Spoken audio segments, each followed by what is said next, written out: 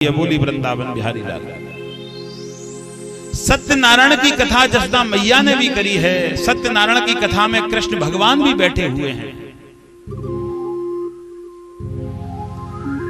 अगर हमारे घर में किसी का जन्मदिन हो, प्रयास करो सत्यनारायण की कथा हो जाए। हमारे घर में कोई शुभ काम हो, प्रयास करो कि डीजे कैंसिल होकर के कथा ही हो जाए। हाँ, दो भगवान के नाम हो जाएंगे, हवन हो जाएगा, कीर्तन हो जाएगा। सत्संग से क्या होता है, मैं सत्संग की चर्चा कर रहा हूं 1 मिनट। जहां सत्संग होता है, जिस घर में सत्संग होता है, उस घर में क्या रहता है। श्री सुखदेव जी कहते हैं, हे राजन, जिस घर के अंदर सत्संग होता है उस घर में सत्य का निवास हो जाता है। अब तुम कहोगे सत्य कौन है? जिस घर में सत्संग होता है वहां सत्य का निवास होता है, और जब सत्य का निवास होता है तो सत्य कौन है? परमात्मा।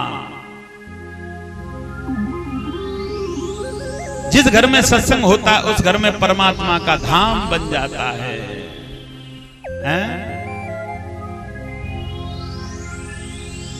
जो माता बहनें पढ़ी लिखी हैं वो हर बृहस्पतिवार को सत्यनारायण की कथा को पढ़ा करें।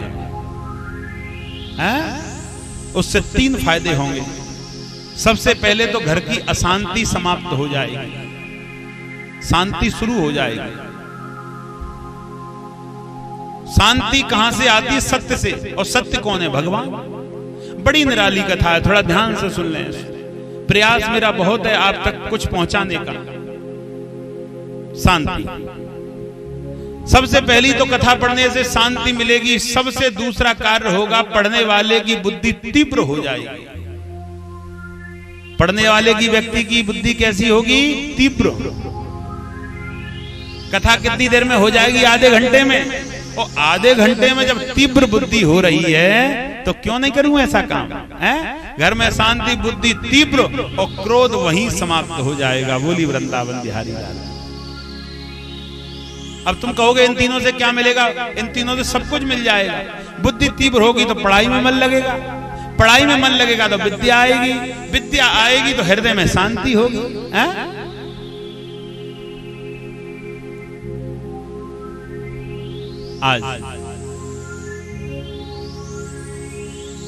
आज उसी समय श्री सुखदेव जी कहने लगे कि हे राजा, एक गोपी ने सत्यनारायण भगवान की कथा करी। ध्यान से सुनना। और सत्यनारायण भगवान की कथा जब कर रही थी उसी समय कृष्ण आ गए। और कृष्ण कहने लगे, अरे भाभी क्या कर रही है? तेरे घर में आज कौन सा त्योहार है? गोपी कहने लगी, चल चल भाग जा। न नहायो, न धोयो, न मुंह धो के आयो, न स्नान करके आयो। मेरी रसोई में सत्यनारायण भगवान की कथा को पकवान बनना है और तू घुसोई चलो आए रो। हाथ पकड़ के भगवान को दूर कर दिया। अब भगवान तो क्रोधी है ही, बाल रूप है ना।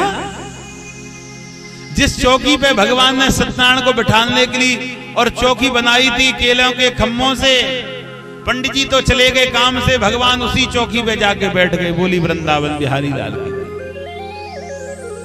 कितनी निराली कथा है। भगवान उसी चौकी पे बैठ गए।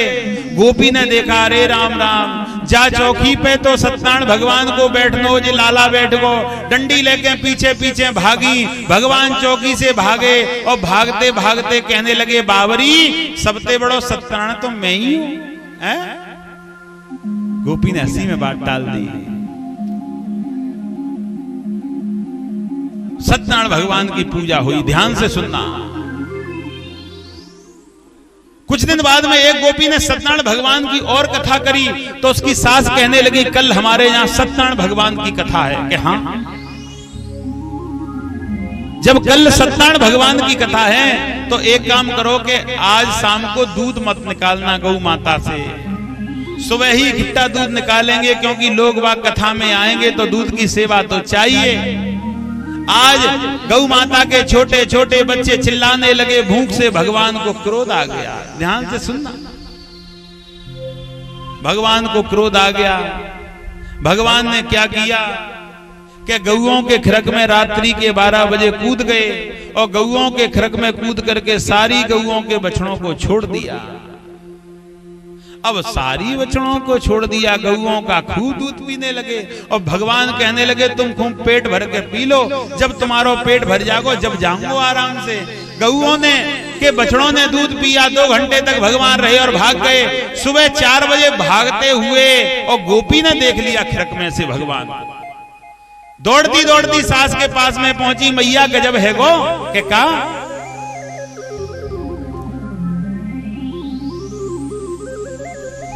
नंद को छोरा आयो गौओं के खिरक में, सारी गौओं के बछड़ों को छोड़ के भाग गया। अब तो बूढ़ी बड़ी सास कपती जावे डंडा कूले के, आज जस्ताते लड़ाई होगी जाके लालाते, हम बड़ी परेशान हैं। बूढ़ी बड़ी गोपी गाली देती हुई दौड़ने लगी।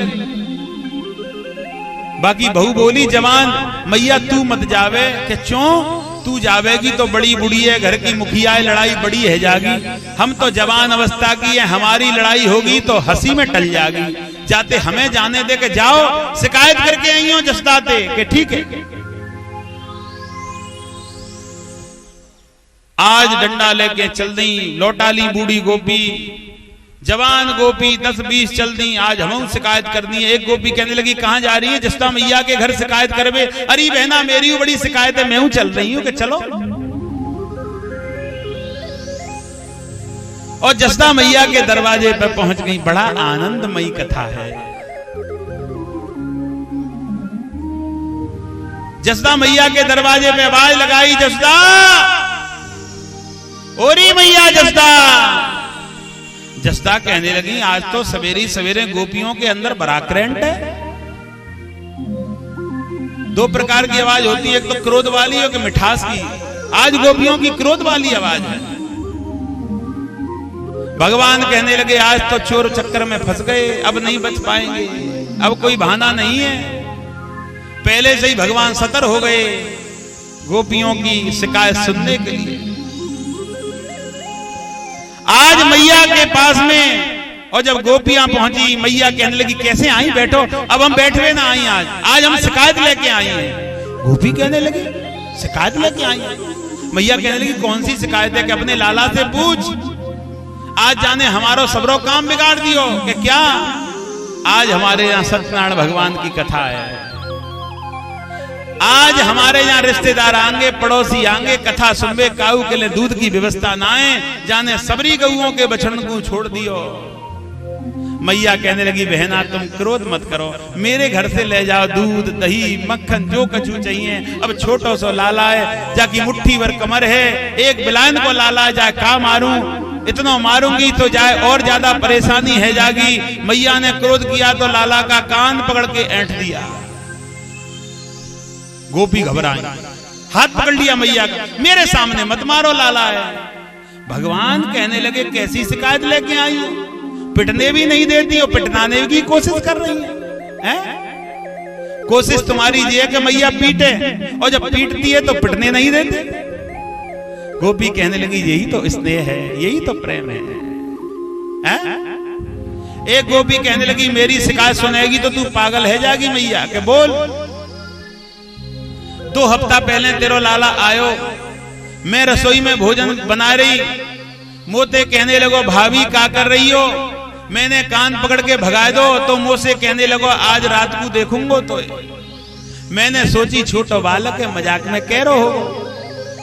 रात्रि को 12 बजे मेरे घर में कूद गो। मेरे पति तो भगवान के भगत हैं, लंबी लंबी दाढ़ी है। सबसे पहले जाने आए के दियो बुझायो और दीपक बुझा के मेरे पति की पकड़ी दाढ़ी, मेरी पकड़ी चुटिया, 3-4 गांठ ऐसी कर्री लगा के दोनों को जगा के भागो। जब हम दोनों दौड़े तो दोनों के मानो बहुत तेरे बाल उखड़ गए, दाढ़ी में से और सिर में से।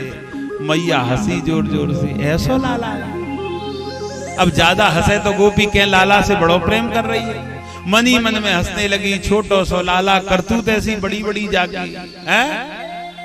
मैया फिर कान पकड़ के ऐंठ दिया लाला का। गोपी कहने लगी मारो मत, हमारी शिकायत सुन ले, बस मारने के लिए नहीं आए कि हम जाए पीटो। क्योंकि माता के अंदर वात्सलिक प्रेम होता है। राजा परिचित कहने लगे वात्सलिक है क्या? श्री सुखदेव जी कहने लगे वास्तविक बताऊं कि हाँ, मैया जितना अपने बच्चे को मारती है उससे ज्यादा खुद अकेले में बैठ के रोती है। ये वास्तविक प्रेम है। बोली वृंदावन बिहारी लाल। आज ऐसी शिकायत लाला की सुनने के लिए मैया को मिली।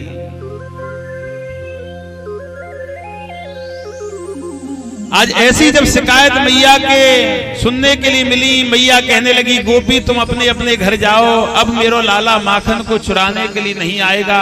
मैया तो चली गई माखन मिश्री लेने के लिए और भगवान के दर्शन सभी गोपियां करने लगी। ये गोपियों की शिकायत नहीं है, कृष्ण का प्रेम है और कृष्ण से प्रेम के लिए बार बार शिकायत लेके आती हैं। ये निराला प्रेम है, ये अटपटा प्रेम है, ये गोपी और ग्वालों का प्रेम है। बोली वृंदावन बिहारी लाल की। ऐसे प्रेम में जो मदमस्त हो जाता है उसे जीवन का आनंद मिल जाता है। ऐसे प्रेम में जो आनंद में हो जाता है उसे जीवन का सुख मिल